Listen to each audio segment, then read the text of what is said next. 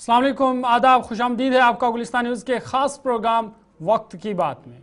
वक्त की बात में आज हम जिस मौजू को लेकर बात करने वाले हैं वो है बजट 2025-26। आज इस खास प्रोग्राम में समझने की कोशिश करेंगे कि इस बजट से लोगों को कितनी राहत मिलेगी। क्या जो आम आदमी चाहता था उसके मुताबिक ये बजट है भी या नहीं, और ये बजट आम लोगों की ज़िंदगी में कितनी तब्दीली या कितना बदलाव लाएगा, कितनी राहत लोगों को इससे मिलेगी। जो मौजूदा चैलेंज इस वक्त मुल्क में है, क्या इस बजट से वो चैलेंज हल हो जाएंगे? क्या वाकई में आम आदमी की तरक्की होगी? टैक्स में छूट से आम आदमी की ज़िंदगी पर क्या असर पड़ेगा? इसी पर आज इस खास प्रोग्राम में बात करेंगे और माहिरीन से समझने की कोशिश करेंगे इस बजट की असली हकीकत और असली कहानी क्या है। आपको याद होगा कि वज़ीर खजाना निर्मला सीतारमण ने कल बजट 2025-26 ऐवान में पेश किया। उन्होंने लगातार ये 8वें बार बजट पेश किया था, जो एक अलग रिकॉर्ड था। बजट पेश करते हुए मरकज़ी वज़ीर खजाना निर्मला सीतारमण ने कहा कि हमारी माशरत तमाम बड़ी माशरतों में सबसे तेज़ी से तरक्की कर रही है और गुज़िश्ता 10 सालों में हमारी तरक्की का ट्रैक रिकॉर्ड और ढांचा उसने आलमी तवज्जो मबजूल की है। उन्होंने कहा कि इस अरसे में हिंदुस्तान की सलाहियत और एतमाद में इजाफा हुआ है और अगले 5 सालों को सबका विकास को पूरा करने और तमाम खितों की मुतवाज़न तरक्की को फ़रोग देने के मुनफरिद मौके पर इन 5 सालों को वो देख रहे हैं। निर्मला सीतारमण ने कहा कि इस बजट में मौजूदा तरक्याती इक़दाम 10 अहम शोबों पर मुश्तमिल है, जिनमें गरीबों, नौजवानों, किसानों, ख़वातीन और बुजुर्गों पर ख़ास तवज्जो दी गई है। उन्होंने कहा कि ये इक़दाम ज़रूरी तरक्की, पैदावार में इजाफे, देही खुशहाली और माशी लचक को फ़रोग देने के साथ साथ manufacturing, make in India, MSME, रोज़गार के मौके, माशत और इख्तरात में सरमायाकारी को मजबूत बनाएंगे। साथ ही उन्होंने कहा कि खुद किफ़ालत भारत के लिए 6 साला मिशन शुरू करने का उन्होंने ऐलान किया, जिसमें तूर, उड़द और मसूर पर खुसूसी तवज्जो दी गई कि NAFED और NCCF जैसी मरकज़ी एजेंसियाँ किसानों के साथ मुआहदे के तहत अगले 4 बरसों में इन दालों की खरीदारी को यकीनी बनाएंगे। साथ ही साथ प्रधानमंत्री धन धनिया कृषि योजना के आगाज़ का ऐलान किया गया और कहा गया कि इससे जो किसान है उनकी तरक्की होगी और तकरीबन 1.7 करोड़ किसानों को इस स्कीम से फ़ायदा होगा। साथ ही साथ क्रेडिट तक जो रसाई है उसमें इस्लाहात किए गए, उसको बढ़ा दिया गया कि किसानों अब 10 करोड़ तक वो कर्जा जो है बैंक से हासिल कर सकते हैं। अब साथ ही साथ इसमें कहा आत्मनिर्भर भारत, उस पर ख़ास तवज्जो दी गई। टैक्स में बड़ी छूट दी गई, अब 12 लाख रुपए की आमदनी पर कोई टैक्स नहीं होगा, जो सबसे एक तवारीखी इक़दाम माना जा रहा है और उम्मीद की जा रही है कि उससे जो मुतवस्सित तबका है उसको बड़ा फ़ायदा और बड़ी राहत मिलेगी। और इस बजट की जहां भारतीय जनता पार्टी और उसकी इत्तेहादी जमातें तारीफ़ करते हैं वहीं और इसे अवामी फलाही करार इस बजट को दे रहे हैं, वहीं अपोजिशन जमातें सवाल भी खड़ा कर रहे हैं और अपोजिशन जमातों ने इसे इंतखाबी फ़ायदे के लिए तैयार किया गया बजट भी करार दिया है। वहीं जब हम जम्मू कश्मीर की बात करते हैं तो जम्मू कश्मीर के लिए 41,000 करोड़ रुपए मुख्तस किए हैं, जिसमें ज़्यादातर रकम मालियाती खसारे को पूरा करने के लिए मरकज़ी इमदाद है। और इस हवाले से जो बजट दस्तावेज़ है उसमें कहा गया है कि 40,619.30 करोड़ रुपए की एक बड़ी रकम जो है जम्मू कश्मीर के लिए तजवीज़ की गई है और इससे ज़ाहिर होता है कि मुल्क की हुकूमत की जानिब से अगले माली साल के लिए इस शोबे के लिए मरकज़ी मुख्तस में इजाफे का मुतालबा अगरचे किया गया था, लेकिन उसके बावजूद भी इमदाद में कोई इजाफा नहीं किया गया। अपनी तरफ से वज़ीर आला उमर अब्दुल्ला ने यूटी बजट में वसाइल के फ़र्क को पूरा करने के लिए 6,000 करोड़ रुपए की इजाफी मरकज़ी इमदाद की दरख्वास्त की थी। उमर अब्दुल्ला ने कहा था कि जम्मू कश्मीर का खजाना खाली है और उन्हें मरकज़ी हुकूमत से इसी किस्म के ताउन की तवक्का है, जैसा कि लेफ्टिनेंट गवर्नर इंतज़ामिया को पिछले 5 सालों से मिला है। मरकज़ी इमदाद जम्मू कश्मीर की तरक्की में अहम किरदार अदा करती है, क्योंकि जम्मू कश्मीर कई वसाइलों से महरूम है और ये मुख्तस हुकूमत के इंतखाबी वादों को मुतासर करेगा, जिसके लिए फ़राग दिली से फ़ंड्स की ज़रूरत होगी। मज़ीद यह कि मौजूदा माली साल के लिए माली इमदाद को 42,277 करोड़ रुपए से कम करके 41,000 करोड़ रुपए कर दिया गया है और जो मुतालबा या जिसकी उम्मीद खासकर उमर सरकार कर रही थी उसके मुताबिक नहीं हुआ। इस तरह लद्दाख की बात करें तो लद्दाख के मरकज़ी इलाके के लिए 4,692.15 करोड़ रुपए मुख्तस किए गए, जिसमें 2,450 जो करोड़ रुपए महसूलात के अखराजात, जबकि 2,242 करोड़ रुपए नए मरकज़ के ज़ेर इंतज़ाम इलाके के लिए सरमाया खर्च के तौर पर इस्तेमाल किए जाएंगे। ग्राफिक्स के ज़रिए आपको समझाते हैं कि बजट की जो बड़ी बड़ी बातें हैं वो आपको समझाने की कोशिश करेंगे कि जो ख़ास तवज्जो या ख़ास ऐलानात या जो बड़े ऐलानात बजट में किए गए हैं वो ऐलानात एक एक करके आपके सामने रखेंगे कि बजट में जो बड़े ऐलानात या बड़े दावे किए गए जिससे ऐसा लगता है कि उससे आम लोगों को राहत मिलेगी या ख़ासकर जो किसान तबका या ख़वातीन या बुज़ुर्ग है नौजवान हैं उनको राहत मिलेगी, वो जो बड़ी बड़ी बातें हैं या बड़े ऐलानात हैं वो एक एक करके आपके सामने रखेंगे। ग्राफिक्स पर कीजिएगा, ये सबसे बड़ा अहम ऐलानात और उसमें कहा गया कि छोटी सनतों के लिए खुसूसी क्रेडिट कार्ड जारी किए जाएंगे ताकि वो ज़्यादा से ज़्यादा कर्ज हासिल कर सके। तमाम अजला में कैंसर के इलाज के लिए मराकज़ कायम किए जाएंगे। कैंसर के इलाज के लिए एक बेहतरीन इकदाम माना जा रहा है और कैंसर जैसी मुहलिक बीमारियों की 36 दवाएं जो हैं उसमें भी वो सस्ती होंगी, टैक्स फ्री उनको कर दिया गया।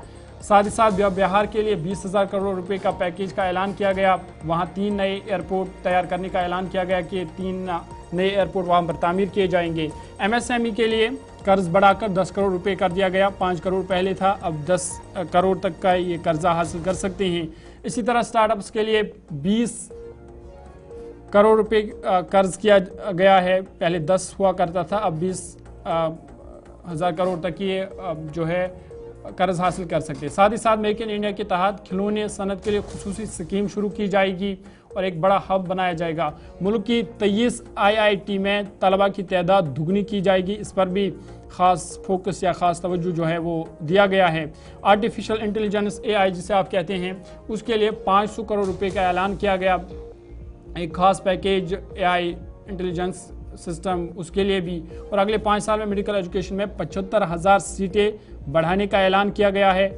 मुख्तलिफ कॉलेजों में तलबा की तादाद दुगनी कर दी जाएगी और अगले 6 सालों में मसूर और तोहर की दालों की पैदावार बढ़ाने पर जोर दिया गया है।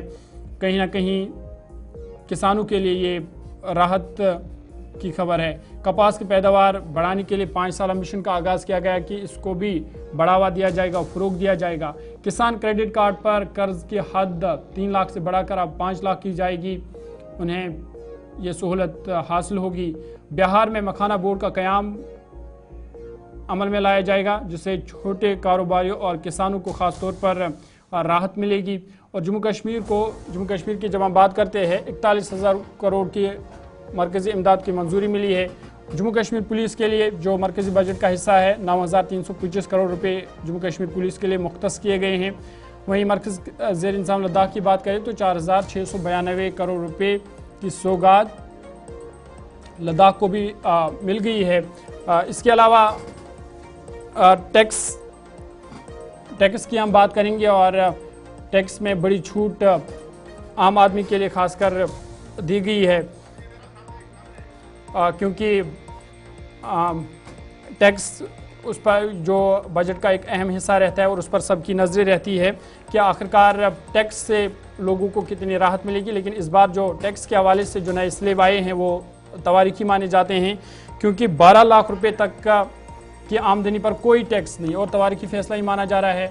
12 से 16 लाख रुपए की आमदनी पर सिर्फ 15% टैक्स होगा और इस तरह 16 से 20 लाख रुपए की आमदनी पर 20% टैक्स होगा।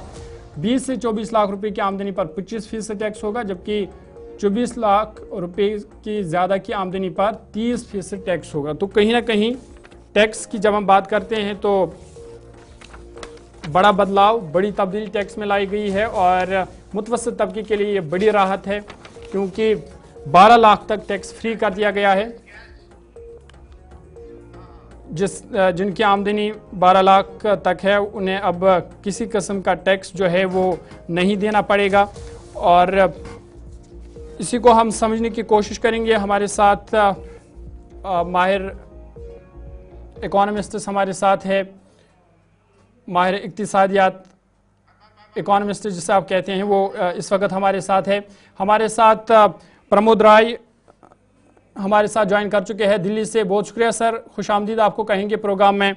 हमारे साथ डॉक्टर कुयूम चौहान जम्मू कश्मीर से ताल्लुक़ रखते हैं, हमारे साथ ज्वाइन कर चुके हैं। बहुत शुक्रिया डॉक्टर कुयूम साहब आपका भी समय देने के लिए, वक्त देने के लिए और खुश आमदीद आपको कहेंगे इस खास प्रोग्राम वक्त की बात में। लेकिन सबसे पहले प्रमोद राय जी आपके पास में आना चाहूँगा।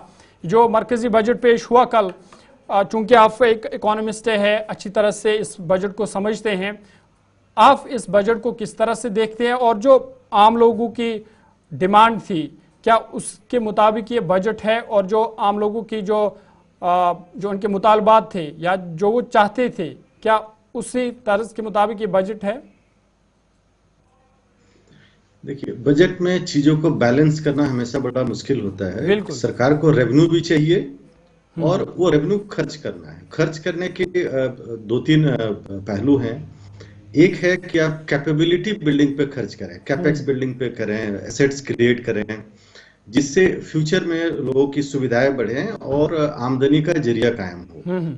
और दूसरे बिल्कुल पॉपुलिस्ट मेजर हैं कि आपने फ्री में चीजें दे दी या लोन माफ कर दिया, उससे कोई कैपेसिटी बिल्डिंग नहीं होती है, बट जहां डिस्ट्रेस है वहां वो भी करना पड़ता है। तो ये बजट काफी बैलेंस्ड है, क्योंकि बाय एंड लार्ज जो गवर्नमेंट है वो डायरेक्ट फ्री भी बांटने से बची है।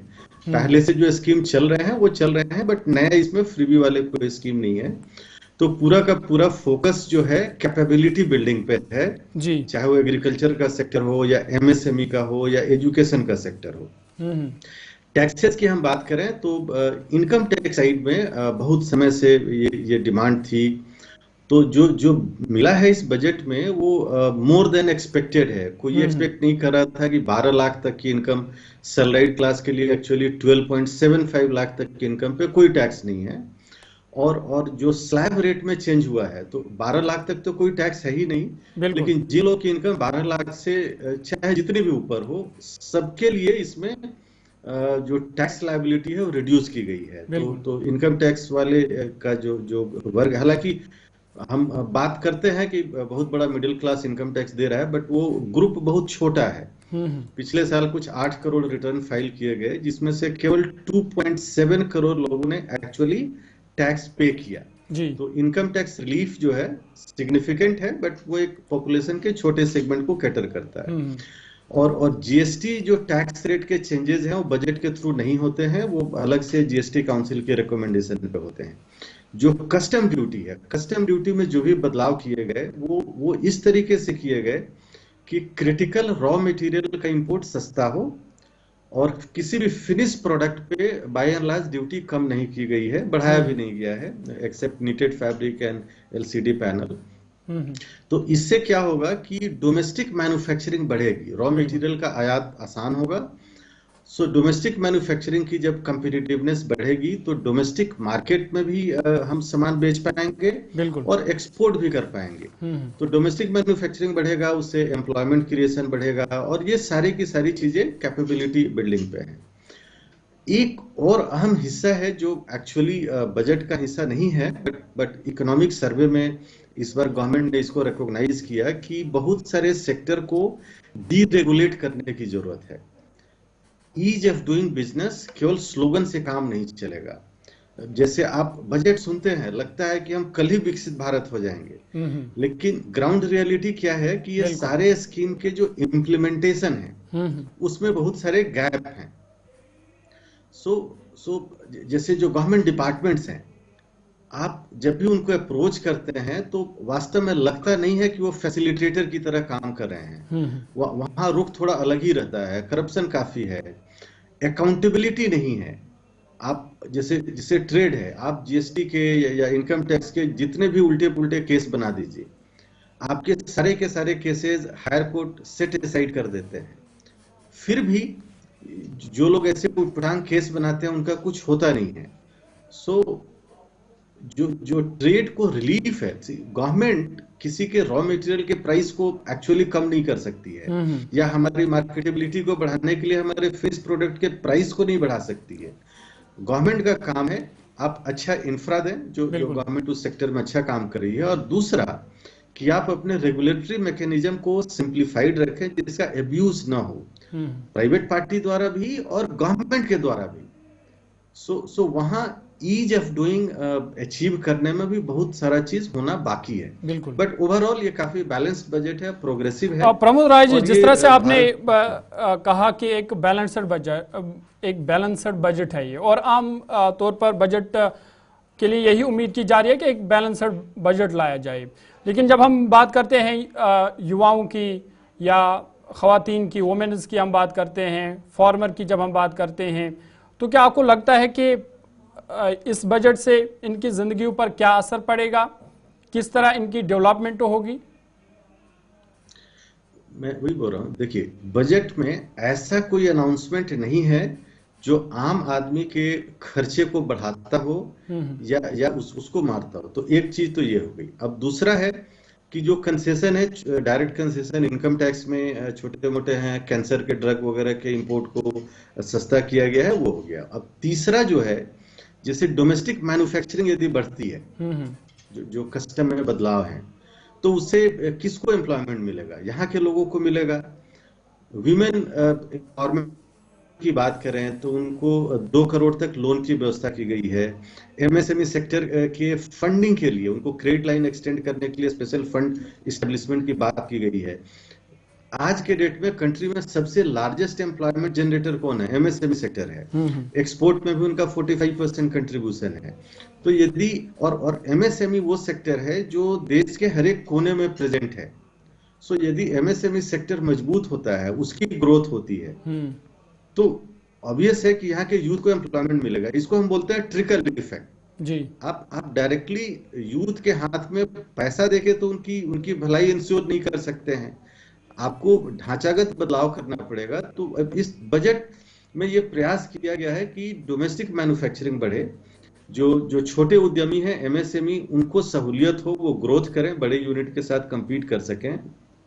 विमेन एम्पावरमेंट के लिए भी उसमें स्पेशल व्यवस्था की गई है। तो इससे महिलाओं को भी और देश के युवाओं को भी रोजगार के नए अवसर जरूर मिलेंगे। प्रमोद राय जी, मैं दोबारा आपके पास आऊंगा, लेकिन सबसे पहले डॉक्टर कुयूम साहब के पास जाऊंगा। डॉक्टर कुयूम साहब, किस तरह आप इस बजट को, खासकर जब हम जम्मू कश्मीर की बात करते हैं, तो जम्मू कश्मीर के लिहाज से आप इस बजट को किस तरह से देखते हैं, और 41,000 करोड़ की जो सौगात जम्मू कश्मीर को मिली है, किस तरह से आप इसको देखते हैं?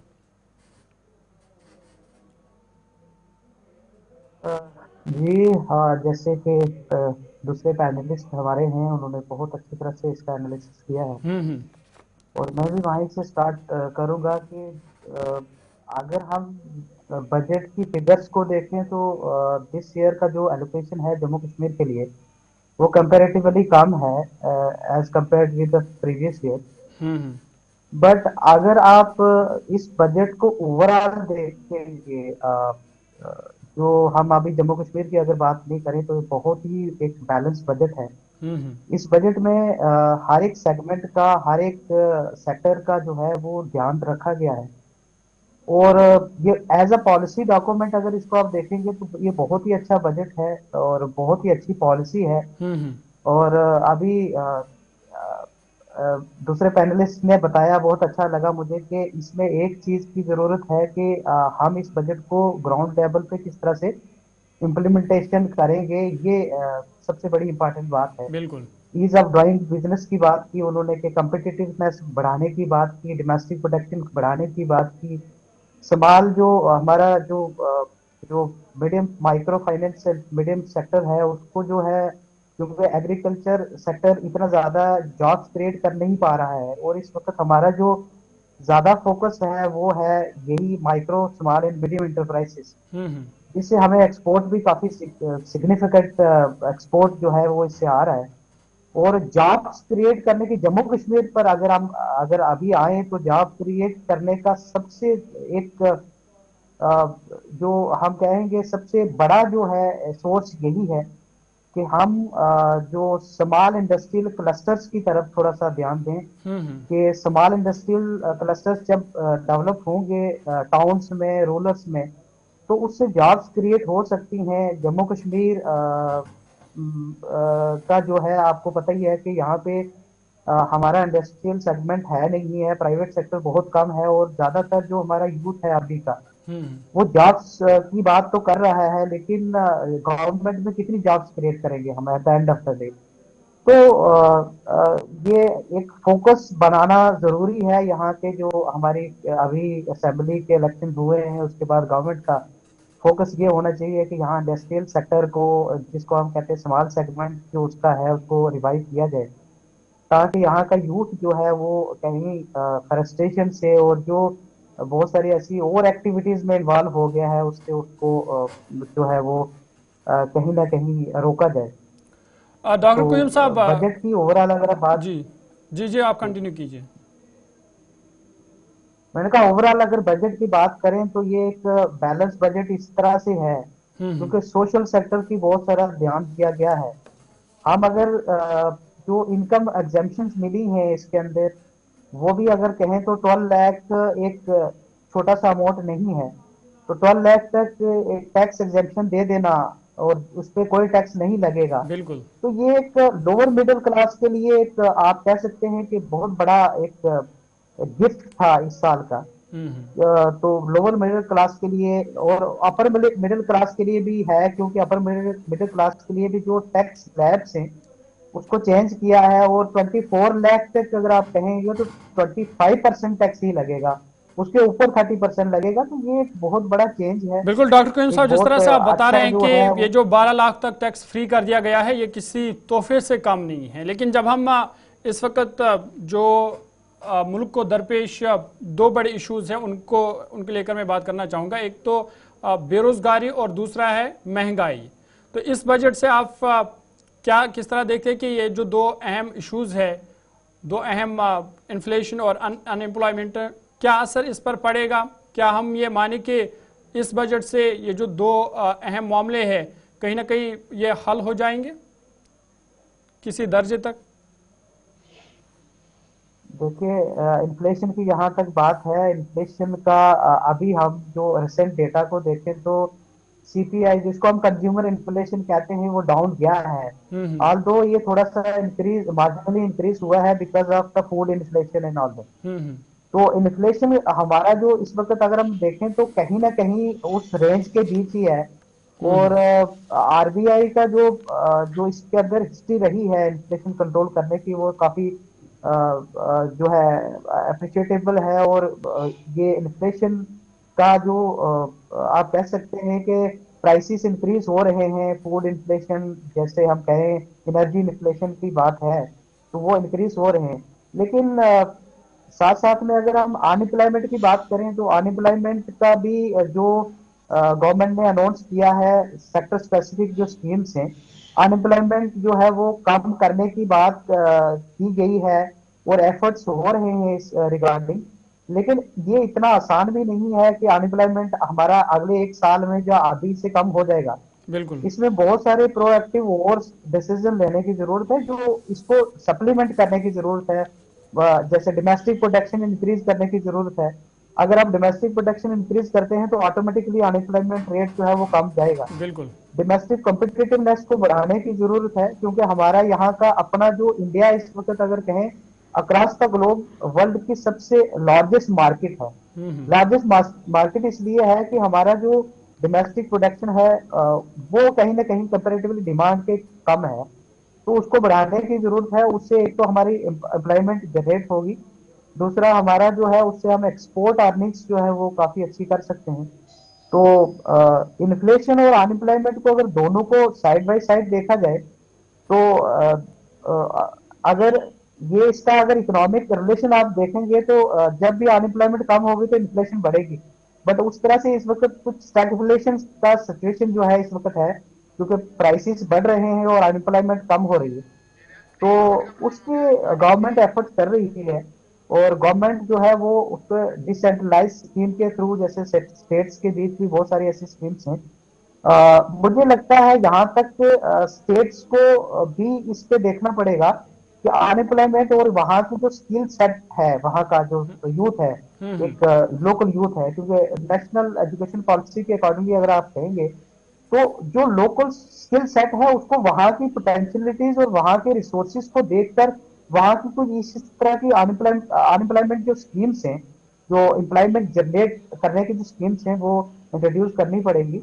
और सेंटर लेवल पे तो एफर्ट्स अगर हो रहे हैं तो स्टेट्स को भी इसका जो है वो कुछ ऐसे कुछ एरियाज, पोटेंशियल एरियाज आइडेंटिफाई करके उसके बाद वहां के जो स्कीम्स हैं उनको अच्छी तरह से इम्प्लीमेंट करना चाहिए।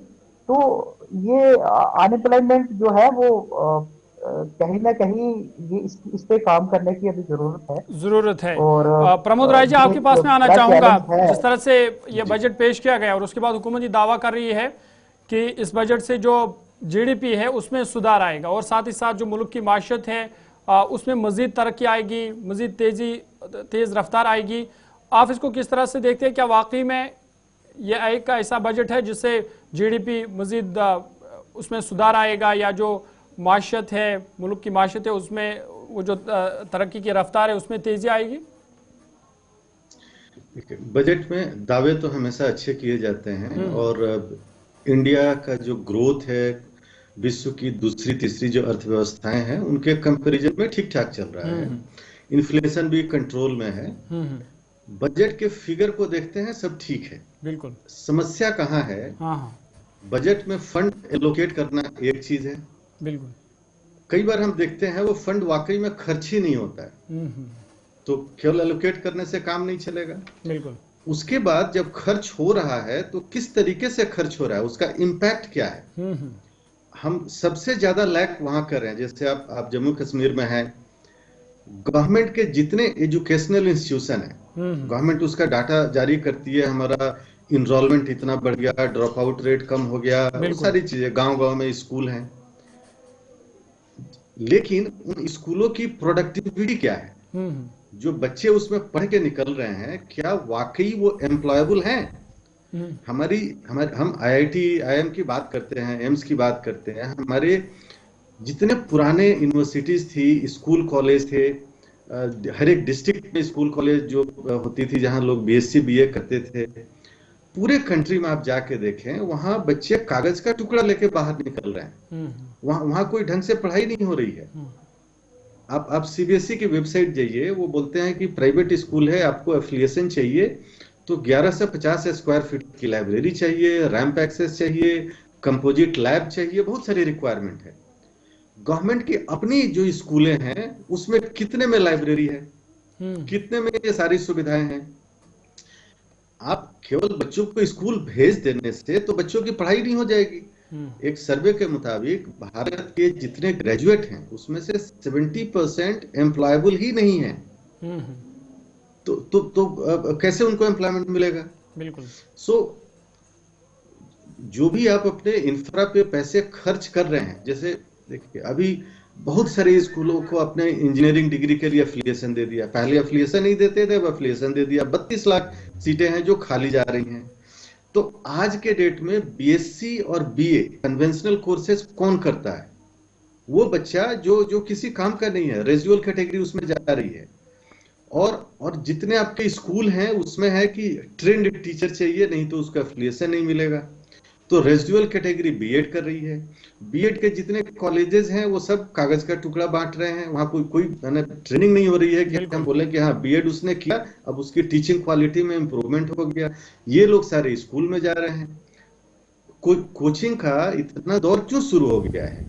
आज हम सुन रहे हैं, देखिए आप जो स्कूली एजुकेशन है, जो आपको आईआईटी को, आपके चंद्रयान प्रोजेक्ट को, आईबीएम को, फॉरेन जाना है, सबके लिए सोर्स तो स्कूल का एजुकेशन है। बिल्कुल प्रमोद राय जी, ये आपने एक अच्छा मामला उठाया कि फंड्स तो वागुजार किए जाते हैं, लेकिन फिर जमीन पर या ग्राउंड जीरो पर क्या उसको इम्प्लीमेंट किया जाता है, ये एक बड़ा मसला है और इस पर सरकार को तवज्जो देनी चाहिए। यही आखिरी सवाल में डॉक्टर कुयूम साहब आपके पास भी इसको लेकर आऊंगा कि क्या इसके लिए कोई सर्वे होना चाहिए कि क्या ये जो फंड्स वागुजार की जाती है, जो बजट में कहा जाता है, क्या इस पर जो ग्राउंड में फिर इसकी क्या इम्प्लीमेंटेशन होती है, इसका भी एक सर्वे होना चाहिए, इसके लिए भी टीम तश्कील देनी चाहिए? देखिए, इसके अंदर सबसे पहले से ही सेट जो है वो ऑडिट है। हर एक डिपार्टमेंट का ऑडिट होता है। आजकल तो कोई चीज छुपी हुई नहीं है, 21st सेंचुरी है और यहाँ डिजिटाइज वर्ल्ड है। तो इसका प्रॉपर इम्प्लीमेंटेशन के लिए मुझे लगता है कि अगर जहां जहां पे कोई ड्रॉबैक है तो उसको फिक्स करना चाहिए। बिल्कुल। जहां लूप होल्स हैं तो उसको फिर से फिक्स करना चाहिए, ताकि ये जो जितनी भी अनाउंसमेंट्स हैं और जितनी भी एलोकेशंस हैं, ये प्रॉपर तौर पर हर एक जिस सेक्टर के लिए ये अनाउंस की गई है वहां वो उनका इम्प्लीमेंटेशन हो और उनका इफेक्ट हमें ग्राउंड लेवल पे दिख सके, हम्म। और उसका जो बेनिफिट है वो एक लास्ट पर्सन तक पहुंचे, जिसके लिए जो वो रियली डिजर्व करता है, जो किसी भी सेक्टर में है, जो किसी भी एरिया में काम कर रहा है, तो वो उस तक बेनिफिट सही में जब जिस दिन पहुंचेगा तो उस दिन बजट हमारा सक्सेस हो जाएगा। अदरवाइज अगर हम डॉक्यूमेंट को देखें तो डॉक्यूमेंट बहुत ही अच्छे होते हैं ऑलवेज, जैसे आप भी पढ़ते हैं, तो डॉक्यूमेंट्स अच्छे होते हैं, लेकिन उसकी इम्प्लीमेंटेशन ग्राउंड लेवल पे जो है वो इम्पोर्टेंट ज्यादा है, और उस चीज को फिक्स करने के लिए, उस चीज को देखने के लिए वो बहुत जरूरी। हमें बहुत जो बहुत है शुक्रिया। वो कहीं ना कहीं देखना पड़ेगा। बहुत बहुत शुक्रिया वक्त देने के लिए प्रमोद राय जी, आपका भी बहुत बहुत शुक्रिया। और डॉक्टर कुयम चौहान जी, आपका भी बहुत बहुत शुक्रिया वक्त देने के लिए और इस अहम मामले पर अपनी बात रखने के लिए। बात हो रही थी बजट 2025-26 के हवाले से, और जिस तरह से जो हमारे इकोनॉमिस्ट्स थे, माहिर इक्तिसादियात थे, क्योंकि अच्छे से बजट को जानते हैं, समझते हैं, और इनके मुताबिक ये बजट एक बैलेंसड बजट है जिसमें हर किसी तबके का ख्याल रखा गया है, चाहे वो किसान हो, वो युवा हो, ख़वातीन हो, बुज़ुर्ग हो, गरीब हो या मिडिल क्लास आदमी हो, तमाम लोगों का इसमें ख्याल रखा गया है और साथ ही साथ हर शोबे का ख्याल रखा गया है। और ये जो बजट है, उम्मीद की जा रही है कि इससे आम लोगों को राहत मिलेगी। और जिस तरह से टैक्स को लेकर एक तवारकी इकदाम उठाया गया है, 12 लाख तक आपको टैक्स फ्री किया गया है, ये भी एक बड़ा इकदाम और तवारकी इकदाम माना जा रहा है, जिससे आने वाले दिनों में आप देखेंगे कि लोगों की ज़िंदगी पर ज़रूर इसका असर पड़ेगा। और हम भी यही उम्मीद रखेंगे कि इस बजट से लोगों की ज़िंदगी मज़ीद आसान हो जाए, नौजवानों को रोज़गार मिले, और जो महंगाई है उससे लोगों को कहीं ना कहीं राहत मिले। फ़िलहाल आज के इस खास प्रोग्राम में इतना ही। आप देखते रहिए गुलिस्तान न्यूज़।